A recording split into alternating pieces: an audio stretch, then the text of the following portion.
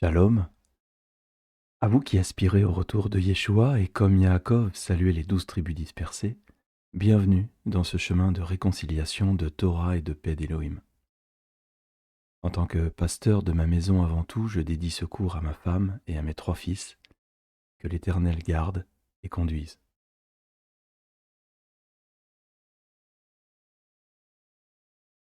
Comme nous l'avons déjà cité dans le premier cours, dans un monde où tant de voix divisent, Yeshua nous invite à redevenir des bâtisseurs, mais des bâtisseurs de ponts et non de murs.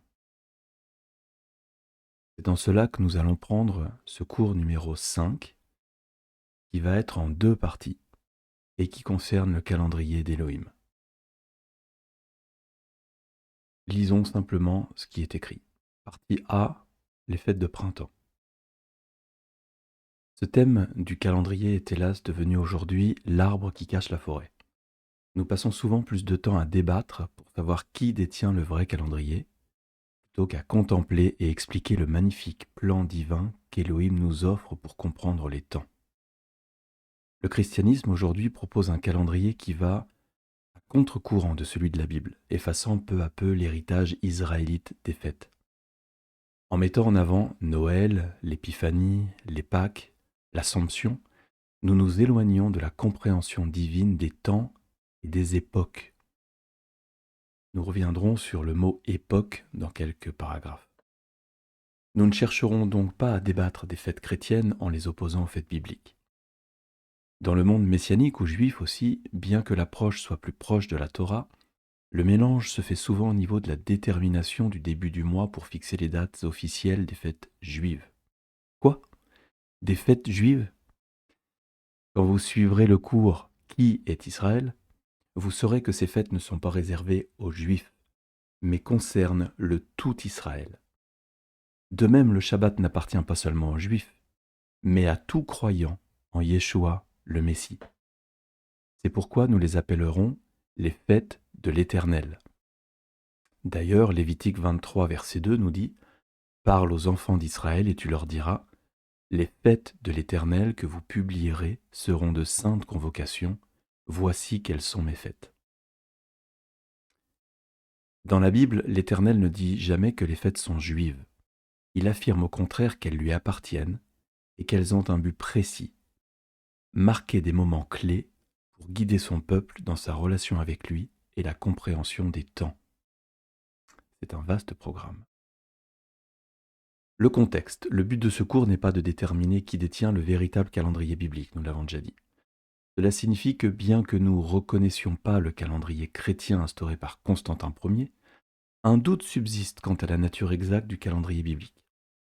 Ce dont je suis convaincu, c'est qu'Élohim nous a depuis des dizaines d'années guidés vers l'étude et la compréhension de sa Torah, et pour parfaire cela, nous recevrons la connaissance du véritable calendrier avant son retour.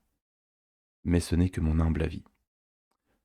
Pour clore le débat dans ce cours, voici un aperçu des calculs de calendrier les plus répandus dans le monde messianique et nazaréen. Je vous invite donc à regarder ce tableau comparatif des calendriers bibliques, tels qu'ils sont vécus par les communautés messianiques, nazaréennes, euh, chrétiennes même peut-être de notre époque. Si nous regardons par exemple la première ligne, on parle du calendrier rabbinique, celui qui est d'Hillel 2. Il est de quel type? Il est de type lunisolaire fixe.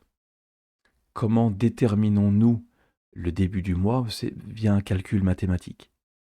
Les Juifs quittant la terre d'Israël après la destruction du temple par les Romains, il y avait ce besoin de célébrer les fêtes ensemble.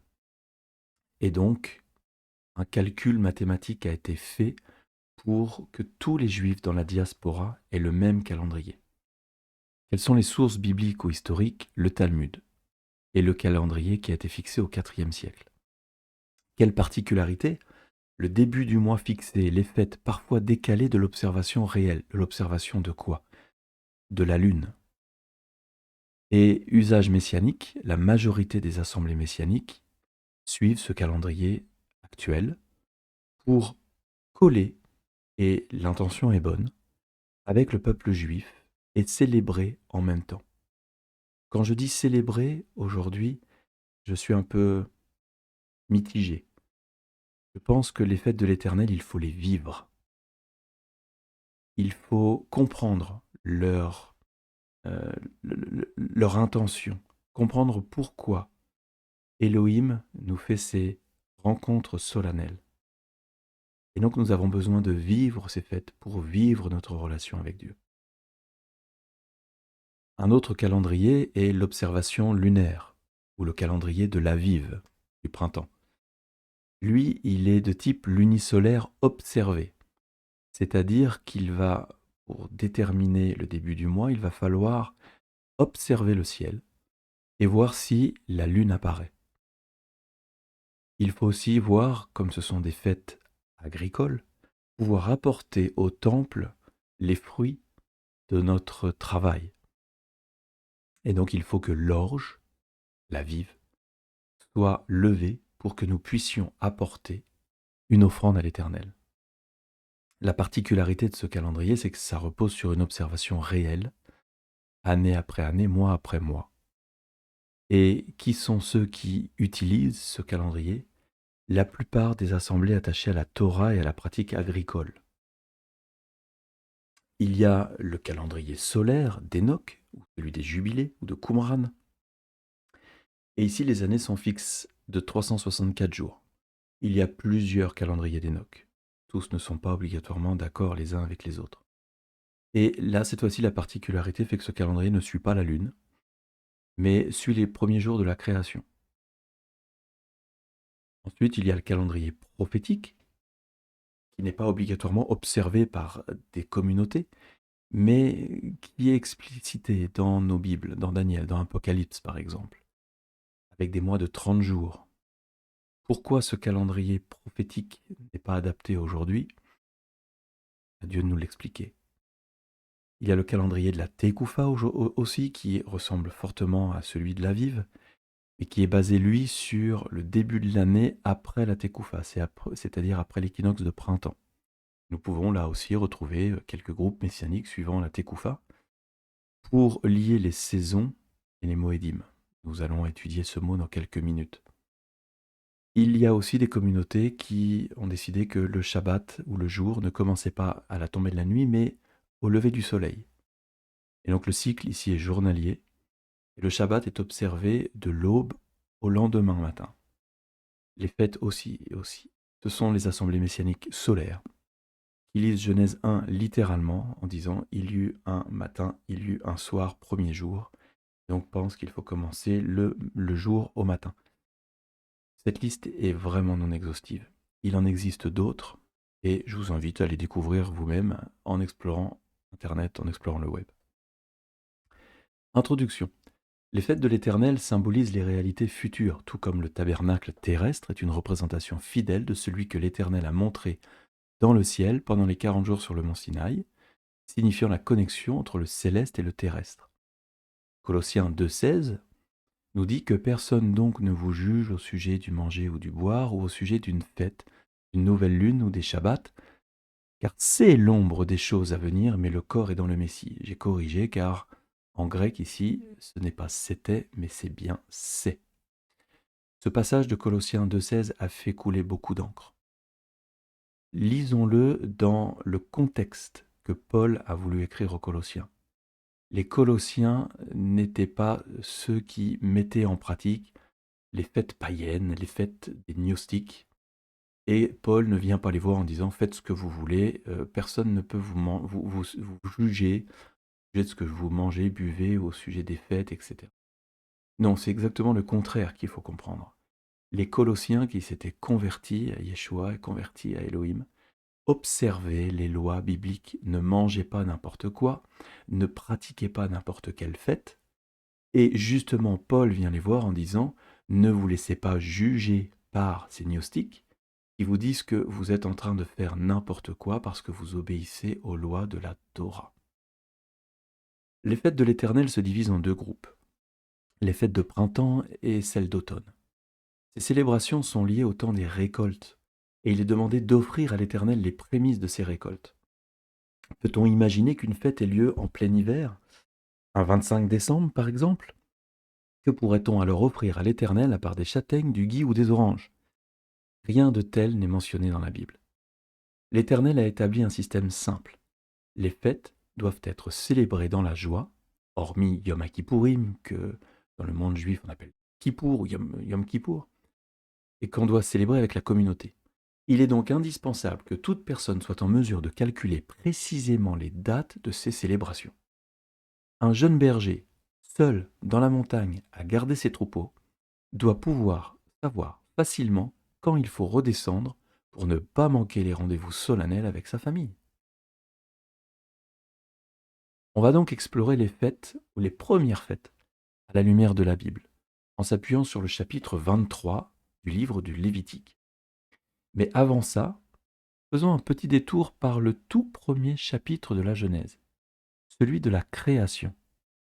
Un peu d'hébreu, ça vous tente?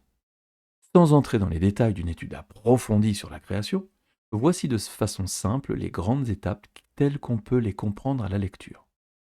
Je vous invite à ouvrir votre Bible à Genèse chapitre 1 et nous allons voir jour 1, Dieu crée la lumière. Il sépare la lumière des ténèbres. Il appelle la lumière jour et les ténèbres nuit. Jour 2, Dieu crée le firmament, le ciel. Il sépare les eaux d'en haut, les nuages, des eaux d'en bas, les mers. Jour 3, Dieu rassemble les eaux sous le ciel en un seul lieu, faisant apparaître la terre sèche. La terre sèche est appelée terre et les eaux mer. Dieu fait pousser la végétation, herbes, plantes et arbres fruitiers. On pourrait se poser la question, comment ces herbes qui ont besoin de photosynthèse pour grandir, pour pousser, peuvent pousser justement puisque le jour 4, Dieu crée les luminaires dans le ciel, le soleil pour éclairer le jour, la lune pour éclairer la nuit et les étoiles. Donc les herbes du jour 3, les plantes et les arbres, poussaient avec une lumière différente. Jour 5, Dieu crée les créatures aquatiques, poissons, animaux marins. Il crée aussi les oiseaux pour voler dans le ciel.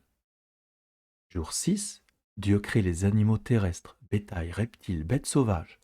Il crée enfin l'homme et la femme à son image pour dominer sur toute la création. Et enfin le jour 7, Dieu se repose et bénit ce jour, le sanctifiant comme jour de repos. Ce jour n'est pas vraiment une création, mais une pause de création. C'est ce jour que l'on appelle repos, cessation d'activité, en hébreu, Shabbat. Mais c'est le 4e jour qui retiendra notre attention dans ce cours. Lisons à partir du verset 14. Genèse 1,14. Elohim dit qu'il y ait des luminaires dans l'étendue du ciel, pour séparer le jour d'avec la nuit, que ce soit des signes pour marquer les époques, les jours et les années, et qu'ils servent de luminaires dans l'étendue du ciel pour éclairer la terre, et cela fut ainsi. Elohim fit les 2 grands luminaires, le plus grand luminaire pour présider au jour, et le plus petit luminaire pour présider à la nuit. Il fit aussi les étoiles. Elohim les plaça dans l'étendue du ciel pour éclairer la terre, pour présider au jour et à la nuit, et pour séparer la lumière d'avec les ténèbres. Elohim vit que cela était bon. Ainsi il y eut un soir, il y eut un matin, ce fut le 4e. Vous voyez ici, on parle d'un soir et d'un matin, alors que précédemment, on dit que le premier jour, il y eut les jours et la nuit. C'est pour cette raison que certains pensent qu'il faut démarrer, ce n'est pas mon avis, le jour au lever du soleil et non au coucher du soleil. L'étude approfondie de ces versets pourrait nous occuper des mois, je vous promets, tant chaque mot révèle la puissance créatrice de l'univers. Ce que nous percevons quotidiennement en levant les yeux vers le ciel a été établi le 4e jour de la création. Les luminaires ont pour fonction essentielle de séparer le jour de la nuit et d'émettre une lumière spécifique destinée à éclairer la terre. Dans cette analyse, nous nous concentrerons sur le premier verset, en identifiant un problème de traduction vraisemblablement inconscient, résultant d'une méconnaissance des fêtes de l'Éternel, lesquelles jouent un rôle crucial dans la compréhension précise du texte. Verset 14 donc. Elohim dit qu'il y ait des luminaires dans l'étendue du ciel pour séparer le jour, en hébreu Yom, d'avec la nuit, la yil en hébreu, que ce soit des signes, ot, pour marquer les époques, moed ou moedim au pluriel, les jours, yom, et les années, shané. Tout dans ce passage est digne d'intérêt. Mais un mot en particulier retient mon attention. Moed. Il est traduit ici par époque, tandis que d'autres versions choisissent le mot saison. À première vue, cela semble logique, puisque le texte mentionne ensuite les jours et les années. Cependant, en examinant d'autres occurrences de moed au singulier ou moedim au pluriel, dans la Torah, on constate que ce terme désigne plutôt un temps fixé, une convocation, une assignation, voire un signal. Il peut, dans un sens élargi, évoquer une saison, mais la suite de la Torah laisse clairement entendre qu'il s'agit avant tout des fêtes solennelles, des rendez-vous précis établis par l'Éternel. Le verset 2 du Lévitique 23, ce chapitre qui nous parle justement des fêtes, nous dit: parle aux enfants d'Israël et tu leur diras les fêtes Moedim de l'Éternel que vous publierez seront de saintes convocations. Voici quelles sont mes fêtes Moedim. Vous comprenez bien que dans ce passage, on ne peut pas dire les saisons de l'Éternel, mais bien les fêtes. Et si les luminaires dans le ciel avaient justement pour rôle de servir de signe afin de fixer les dates des fêtes, les Moedim. Le soleil marquant la fin de chaque jour, la lune signalant le début de chaque mois et les étoiles indiquant le commencement de l'année. Cette compréhension me semble particulièrement cohérente. Cependant, comme je l'ai déjà mentionné, tous les calendriers ne reposent pas sur ce postulat. Je reprends cette phrase. Le soleil marquant la fin de chaque jour, la lune signalant le début de chaque mois et les étoiles indiquant le commencement de l'année. Ici, dans la Bible Strong, j'ai fait apparaître le mot Moed.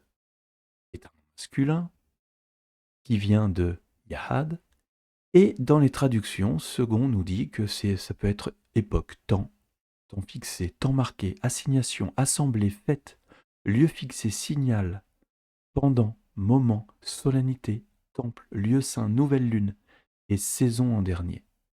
Vous comprenez que même Second, dans les Strong, reconnaît que ce mot est en premier un endroit convenu, un temps fixé, une réunion, un temps marqué. Et il mettra le mot saison en vraiment tout dernier. Revenons à ces fêtes, les fêtes de printemps et leur réalisation prophétique. Pendant de nombreuses années, nous avons suivi l'interprétation des fêtes juives selon la calendrier rabbinique. Il fallait bien commencer quelque part. Mais la clé de compréhension, qu'est Yeshua, nous a permis de réordonner notre vision du plan divin. Le calendrier juif, par exemple, débute avec les fêtes d'automne, dont la célèbre fête de Rosh Hashanah, qui signifie littéralement tête de l'année. Or, cette fête n'apparaît pas dans la Torah. Plus encore, Jéhovah enseigne que le premier mois de l'année est celui du printemps, celui où doivent être célébrées les 4 premières fêtes. Nous voyons cela à Exode chapitre 12, verset 1. L'Éternel, Jéhovah, dit à Moïse et à Aaron, dans le pays d'Égypte, « Ce mois-ci sera pour vous le premier des mois, il sera pour vous le premier des mois de l'année. » La suite du chapitre 12 décrit en détail la préparation de l'agneau pour Pessah. C'est à ce moment précis qu'Élohim décrète que le début de l'année commence au printemps. Peut-on oser modifier ce qu'Élohim a établi d'avance et pour l'éternité? Pour comprendre l'ordre des Moédim, les rendez-vous fixés par l'Éternel du printemps, nous allons étudier la première partie du Lévitique 23. Afin de rendre cela plus clair, le tableau ci-dessous résume les grands thèmes des différentes fêtes. Le judaïsme en compte 2, Pessah, Shavuot, tandis que les Nazaréens en identifient 4. Qui a raison? Qui a tort? Nous répondrons à cette question un peu plus loin. Les fêtes, donc, dans ce tableau, sont Pessah, on peut appeler Pâques en français, sans S, la fête des pains sans levain, Ragamatzot, les prémices, Yom HaBikurim, à partir de là qu'on commencera le compte de l'Omer, et les fêtes des semaines, ou Shavuot. Les dates de ces calendriers, ou les dates de ces fêtes, tombent pour Pessah le 10 et le 14 du mois d'Aviv, Le mois d'Aviv, dans le calendrier juif ou chez les juifs, s'appelle Nissan. Sauf que l'Éternel vient de nous dire en Exode 12 qu'il s'appelle le mois d'Aviv. Aviv voulant dire le printemps. La fête des pains sans levain, du 15 au 21 Aviv. Les prémices, le lendemain du Shabbat, pendant les fêtes des pains sans levain. Et la fête des semaines, 50 jours après les prémices. Nous pouvons retrouver cette référence biblique dans Exode aussi, dans Lévitique, et elles sont répétées plusieurs fois dans la Torah. Que signifie Pessah? En fait, Pessah, il fallait sacrifier l'agneau pascal, le manger rôti avec des herbes amères et du pain sans levain. Et il fallait marquer les portes avec le sang. Vous vous rappelez de cette histoire de la 10e plaie d'Égypte avant la sortie et l'exode vers le désert. La fête des pains sans levain. La Bible nous dit que pendant 7 jours, on ne doit pas manger de pain levé, mais manger du pain sans levain. Le premier et le 7e jour de cette fête, qui sont des assemblées saintes, appelées aussi Shabbat. Les prémices, nous devions apporter au temple une gerbe, l'homère, des premières récoltes d'orge. Le prêtre l'agitait devant Élohim, et c'était la célébration des prémices de la terre. Et enfin, 50 jours après, la fête des semaines, ou Shavuot, il fallait offrir 2 pains levés faits avec la nouvelle farine de blé, ainsi que des sacrifices. C'est une assemblée sainte, c'est la célébration de la moisson et du don de la Torah. Le judaïsme moderne a fusionné les 3 premières fêtes en une seule célébration, Pessah observé sur 8 jours. Pourtant, dans la Torah, ces 3 fêtes sont bien distinctes et séparées. Certaines de ces fêtes comportent des jours de repos, tandis que d'autres, non. Si c'est la première fois que vous entendez parler des fêtes de l'Éternel, cela peut sûrement vous surprendre. C'est pourquoi je vous invite à peut-être faire une pause et lire l'intégralité du Lévitique 23. Cela vous permettra de comprendre un petit peu plus l'organisation, le suivi, la cohérence des fêtes de l'Éternel. C'est important parce que maintenant nous allons comprendre et nous allons chercher une signification de ces fêtes. Non pas qu'une signification annule leur observation, mais qu'une signification va magnifier même la loi de l'Éternel pour nous montrer que de Genèse à Apocalypse, l'Éternel est maître de chacun de ces mots de sa Torah. Et s'il a dit une chose particulière, c'est qu'elle reste vraie encore aujourd'hui et qu'en aucun cas la Torah, la loi, l'enseignement d'Élohim est aboli. Pessah, par exemple, donc, est avant tout un jour de préparation. C'est lors de cette fête que l'agneau est sacrifié, que les portes des maisons sont marquées.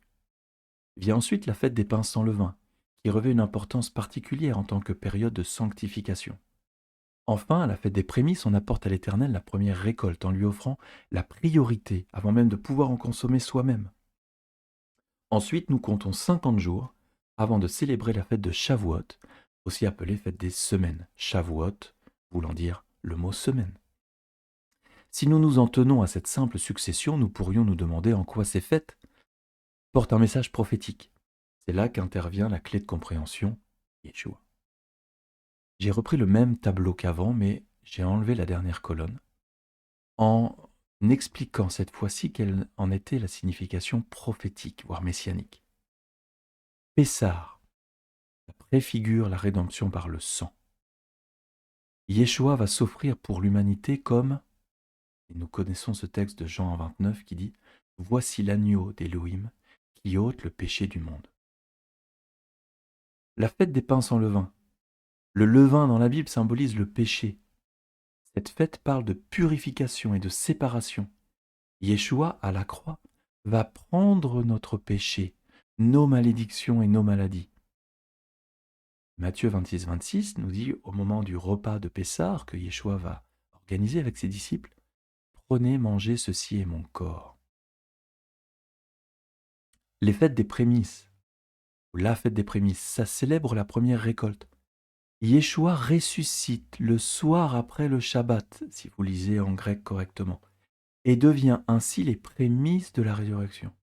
Mais maintenant le Messie est ressuscité des morts, il est les prémices de ceux qui sont morts. 1 Corinthiens 15-20. Et enfin, la fête des semaines. Cette fête célèbre la moisson de l'orge. Mais dans le désert, le peuple d'Israël reçoit la parole d'Élohim au Sinaï. À ce même moment, les disciples reçoivent l'Esprit Saint à la Pentecôte. Pentecôte signifie en grec 50e jour, soit un lien direct avec les 7 semaines de l'Homère.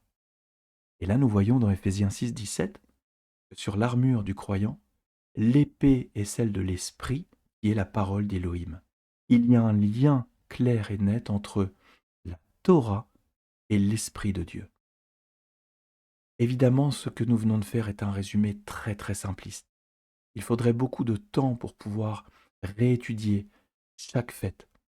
D'ailleurs, sur la chaîne YouTube Éclairage biblique, nous avons fait des vidéos pour décrire précisément ce que sont ces fêtes. Je vous encourage à aller les regarder. Lors du repas de Pessah avec ses disciples, Yeshua prend les éléments essentiels de cette célébration.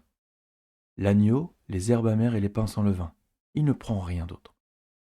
Il y ajoute quand même 2 nouveaux symboles, le vin et le lavage des pieds. Cette scène fait écho au repas partagé entre Abraham et Melchitsédek, où se retrouvent déjà les éléments prophétiques. Genèse 14, verset 17 dit « Après qu'Abraham fut revenu vainqueur de Kedorlaomer et des rois qui étaient avec lui, le roi de Sodome sortit à sa rencontre dans la vallée de Shavé, qui est la vallée du roi. Melchitsédek, roi de Salem, lui apportait du pain et du vin. Et il était sacrificateur, Cohen, de l'Élohim Très-Haut.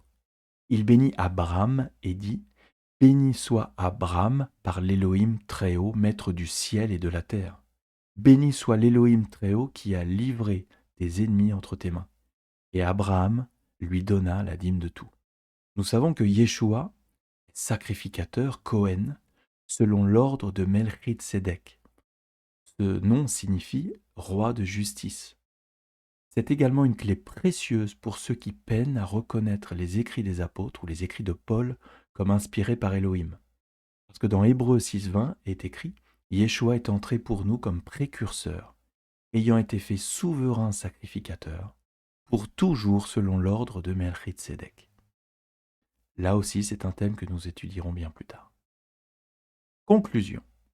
Les fêtes de printemps trouvent leur accomplissement parfait en Yeshua. La sortie d'Égypte et le sang appliqué sur les linteaux annonçaient prophétiquement l'œuvre de Yeshua qui nous libère de notre esclavage au péché et applique son sang sur les portes de notre cœur. À partir de ce moment, Yeshua devient notre sauveur. La fuite précipitée vers la terre promise à nos pères préfigure la croix, où nous renonçons au levain, symbole du péché dans notre vie.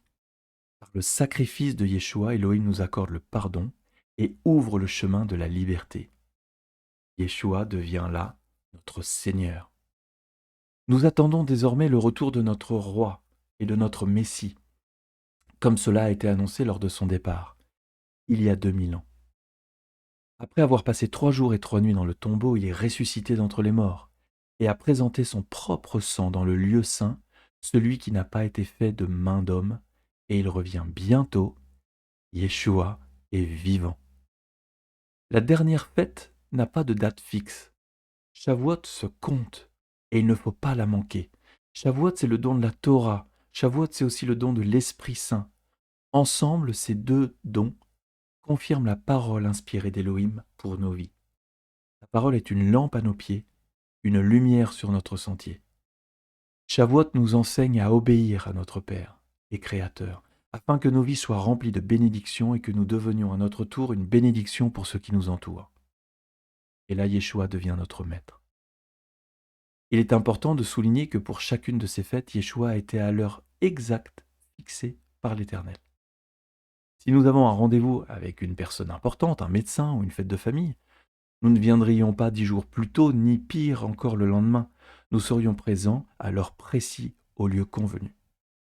De la même manière, Yeshua a aligné tous les événements clés de sa vie terrestre sur les fêtes de l'Éternel, respectant parfaitement leur chronologie divine. Ne pensez-vous pas que si Yeshua était si méticuleux pour honorer et respecter les fêtes de son Père, nous devrions leur accorder toute notre attention? Si le Messie lui-même a veillé à être en parfaite harmonie avec les rendez-vous de l'Éternel, combien plus devrions-nous chercher à marcher sur ses traces? Dans la prochaine partie, nous étudierons les fêtes d'automne, celles qui s'accompliront juste avant le retour de Yeshua. Entre les fêtes de printemps et celles d'automne, il y a un temps d'attente, à l'image de la période entre la première venue de notre Messie sur terre et son retour glorieux en tant que roi des rois et seigneur des seigneurs. Amen. Je rappelle que ces cours n'ont pas vocation à être distribués aux non-croyants ou aux nouveaux convertis. Nous devons les maîtriser pour une transmission orale afin de faire des disciples. Ne nous cachons pas derrière l'envoi d'une prédication, d'un site, d'une brochure ou d'une vidéo, pensant qu'Élohim fera le reste. Soyons actifs dans notre discipulat. L'étude est courte pour vous permettre d'ajouter vos recherches et de personnaliser